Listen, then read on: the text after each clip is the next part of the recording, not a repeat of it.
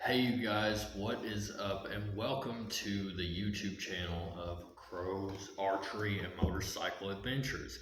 I'm Crow, your host, and today we are going to be looking at, finally, after a very long time, step 5 of MRT.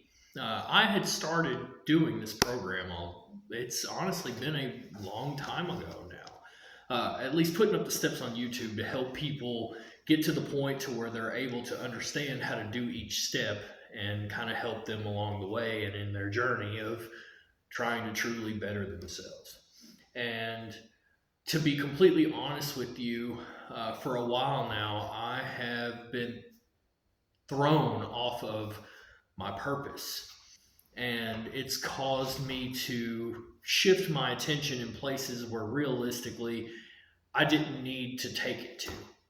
And I felt it and still feel a little bit of the effects from it in my life currently today. But I finally decided that I was tired of that and I'm ready to actually continue to make life better for even myself. Okay, so let's go ahead and finally get this done. All right, so step 5. It's called You Are Going to Hurt Yourself. Well, at least that's what it says on the page, but on the Freedom Ladder, here, let me go back and find it. Step 5 is healing damaged relationships within injury. Injury, part of the Freedom Ladder. As you know, if you pull it up, it has all the Freedom Ladder names and stuff on it, so you can look at that and read those. But let's go ahead and dive in. So, if you have assessed your life, then you have moved up the ladder and are in the state of injury. This happens automatically as a result of completing step 4 for a very simple reason. Your step 4 assessment of your life made you quite aware of everything in your life. It probably made you remember some hurts you inflicted on yourself and others. It made you look at the problems and difficulties in your life and hopefully pointed out the cause. Your injury is the result of the way you have been living your life. In this state, there are a number of things you must do, and they are not easy. In injury, you are going to hurt yourself often. You're going to make a lot of mistakes and let some people down, including yourself. You see what I mean?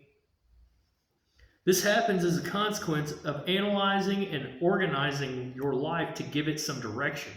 Now, however, you won't blame anyone else for your mistakes. You should be realizing that whatever you experience in life is caused by you. That's true. You are just now beginning to understand that all your experiences in the past were caused by you too. Only then you couldn't or wouldn't see it. To escape the state of injury, there are 2 major steps you must accomplish. Steps 5 and 6. All right, so the essence of step 5. As you become more honest, trusting, acceptant, and aware of the many things in your life, you become very aware of the many people that you have hurt. Step 5 is all about beginning the process of healing the many injuries that you have inflicted on your many relationships. In doing so, you also start to repair the injury you have caused to yourself. In the injury stage, you are going to hurt yourself and others because you have assessed the things in your life. You will fully realize the pain and injury you have inflicted on yourself and others. You will also raise your level of awareness and become more aware of when you inflict injury. People in injury understand that the pain and suffering they experience is caused by them. They take full responsibility for their many screw-ups in life and understand that just about everything that happens in their life is caused by them. So step 5, you must begin to repair the injury that you have caused to others and yourself by assessing all the important relationships in your life and then start working to repair them. To begin step 5, you must complete the exercises best of times, worst of times, and circle of relationships. They are on the next 2 pages. They are shared in group after you have prepared them. So, as you guys know, I do all of it in this notebook because I like to keep this book unused. So Now, one of the things I will say, this depends kind of on your facilitator and whoever is, your group leader and whatnot, of if you have to fill in every bit of the line. Some facilitators have it to where you can't use hyphens or symbols. You have to write a complete whole sentence that fills up the entire line. For me, I have done that. Uh, so for now, we're going to look at my 5 best of times. All right, so number 1, gaining my own independence and life after prison. 2, believing that I had found the love of my life. 3, traveling to and fishing in Canada with my grandfather. Did that 3 times. Number 4, when I had found inner strength from my journey within traditional archery. Okay. And 5, when I had bought my very first motorcycle. Okay, so now we're going to look at my worst of times. And also there's, some reading on this part to kind of talk about these things, but let's go ahead and look at my worst of times. Number 1, losing the close relationship that I had with my actual dad. Number 2, the death of my grandmother, and I put her name, but I'm not going to say that on the internet. 3, getting into the legal trouble that had put me into prison. Number 4, the complete experience of prison itself, or the day that I was revoked. You know what I'm talking about? Whenever I got kicked out of drug court. I'm sorry. There's I'm out in my garage right now, and I normally leave my door open during the day so I can take my motorcycle in and out. And there's a couple of little bugs kind of flying around in here. I'm gonna try to get those out. But anyways, and number 5, and this one is interesting, and we'll talk about that here in a minute. And that is the day that I have ever truly felt alone in this universe, or within that, this feeling as if I am actually just destined to be alone. All right, now those things right there,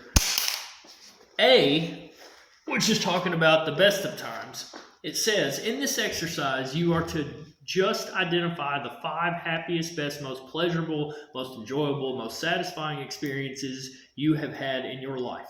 Take your time doing this.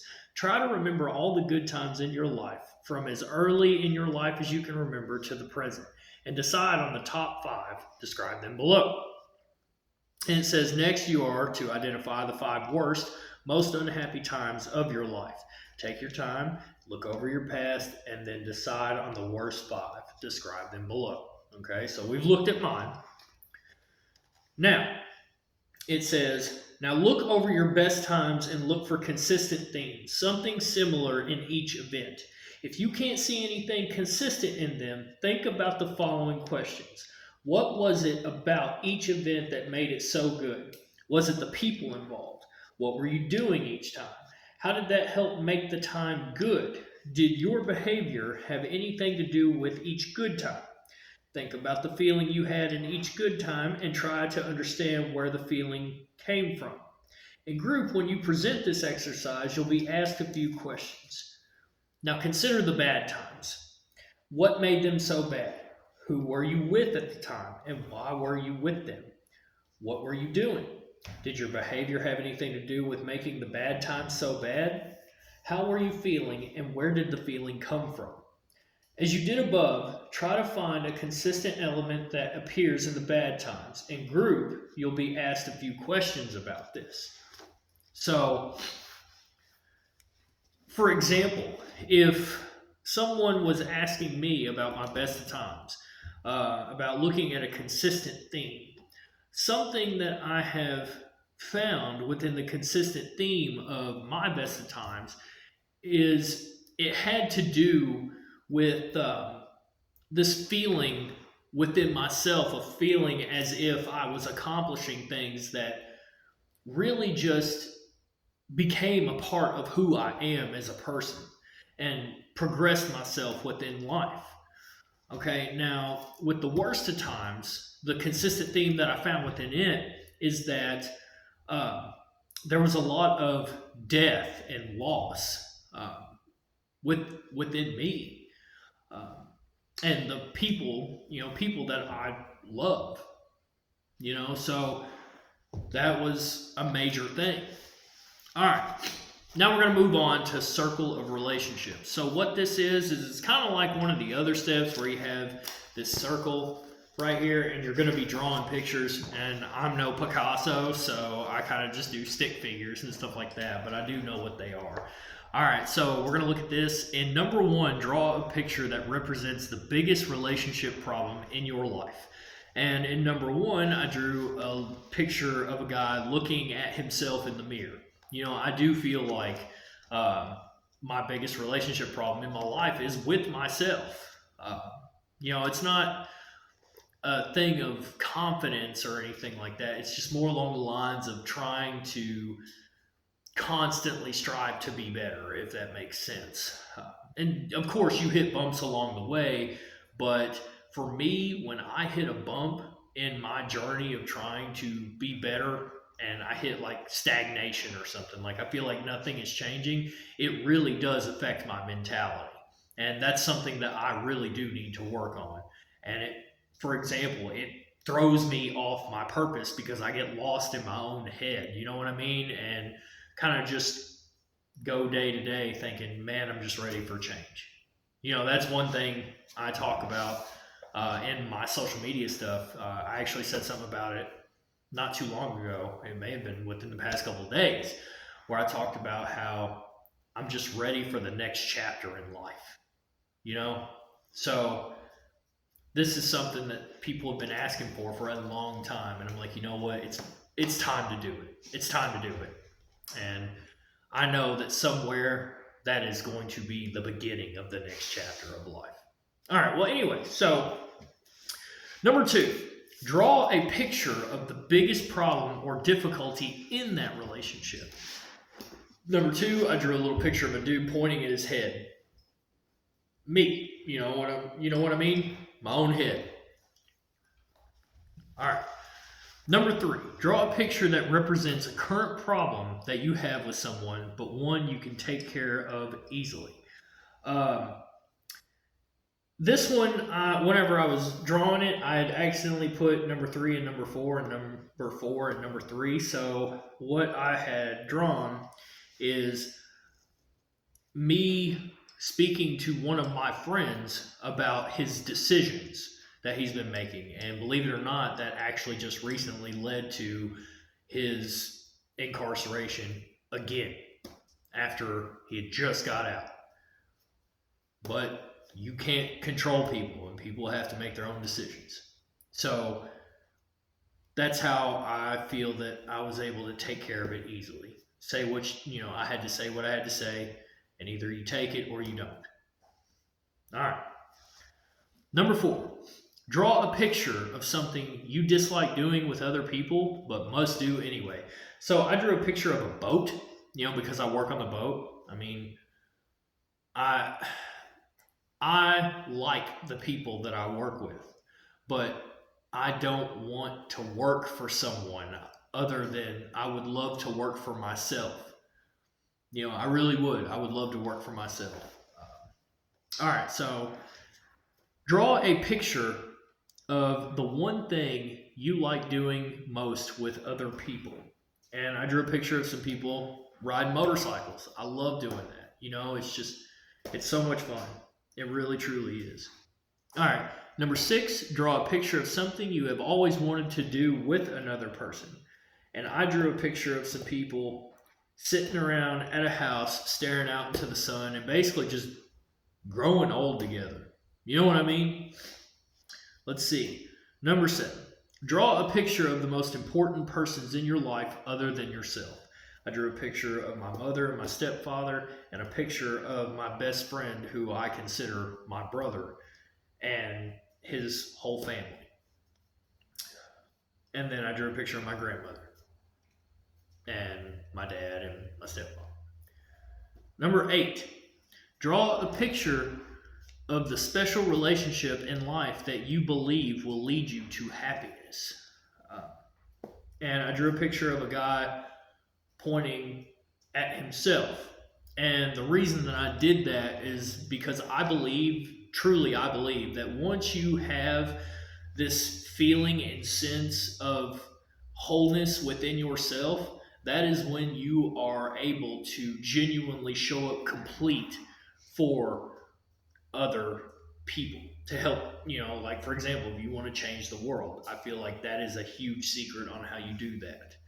All right, so in number 9, in the center, draw a picture that represents your feelings towards other people right now. And in the center, I drew a picture of a face where it's like half smiling and half frowning. Like there, and the reason that I did that is, as I've gotten older and after my experience in prison, I had to eventually realize that no matter how good of a person you are on the inside and how authentically good of a person you are on the inside, you have to understand that you cannot truly blindly walk around in this world believing that you can trust every single person that you meet, because the truth is that you can't. Not everyone in this world is a good person, but that does not mean that you live your life looking for the problem or that problem. You don't go looking for that problem.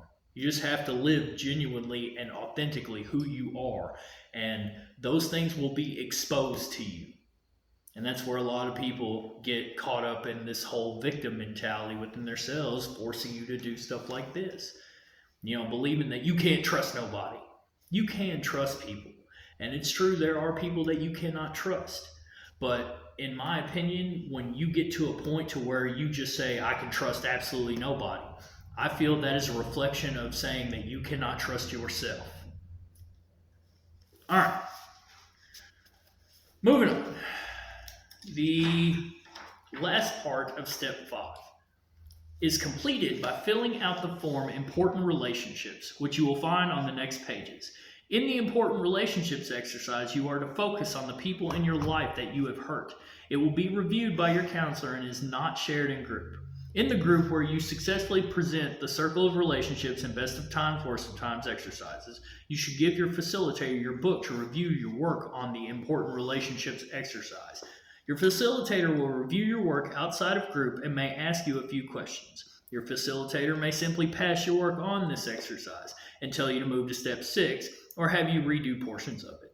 Step 5 really means taking full responsibility for your actions and responsibility for the things you say and do. When you hurt someone, tell him or her about it. Be honest. Make it right, too, by looking at it as a lesson. Learn from it. Mistakes happen, but they are educational opportunities that promote growth. And if you've made it this far, you've grown. Keep growing. Learning from mistakes comes from taking responsibility for them. The wisest life that can be led is a life of doing what is right. Correcting mistakes and admitting mistakes is right. It's good for you. That is the simple truth about it. As you begin to take responsibility for your mistakes, you will find changes occurring in your life. The quality of your relationships will dramatically improve. People are going to be attracted to you and repelled by you at the same time. They are going to be interested in you.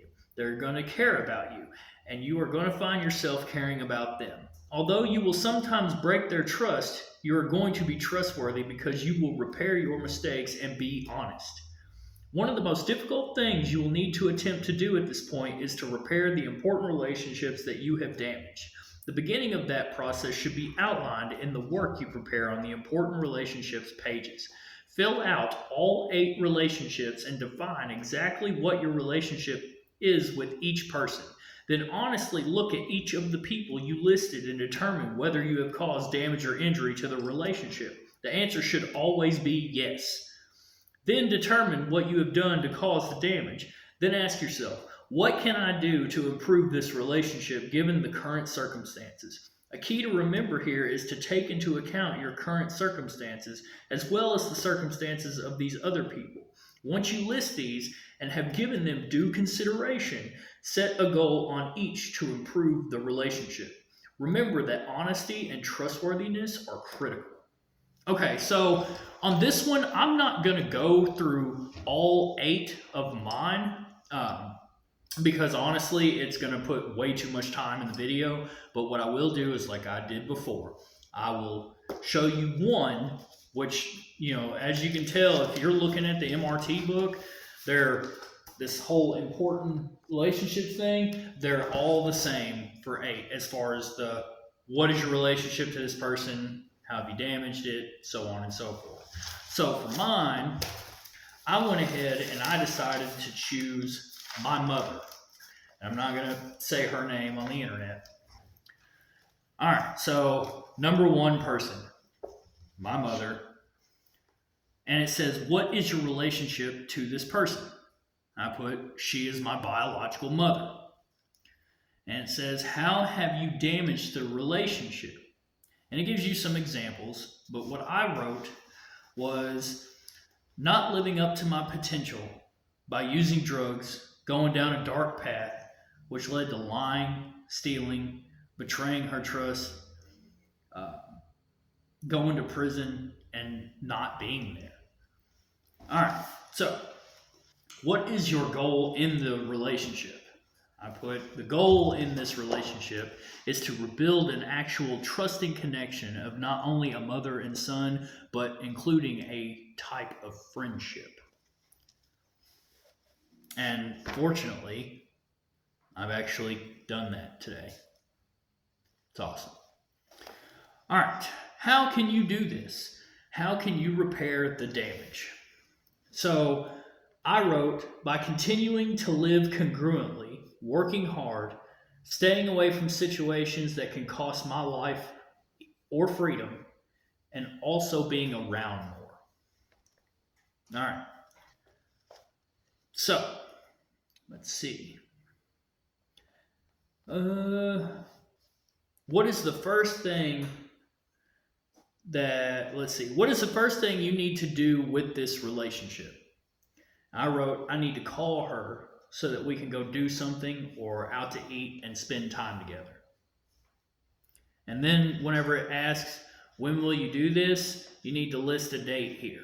Okay, so the date I put April 13th, 2024, which is today. And whenever you go through and you do that, I did all this stuff yesterday, and I was going to call my mother today. Unfortunately, something very bad has happened, so I have to actually modify that date to tomorrow. But I'm not at liberty to discuss what has caused that. Just believe me when I say it has to be that way. So that is all of the parts of step 5.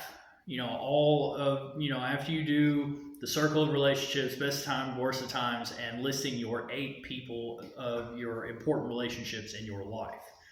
And that is step 5 and to its completion. It has been a long time coming, and thank you so much for sticking around and believing that it would happen. And so now that is going to lead us to step 6. And I am going to spend my next set of days off working on going through and doing like maybe 2 or 3 of these steps to get caught up and get them done. So look for those towards the end of next week. Either way, I love you guys so much. Thank you so much for the support.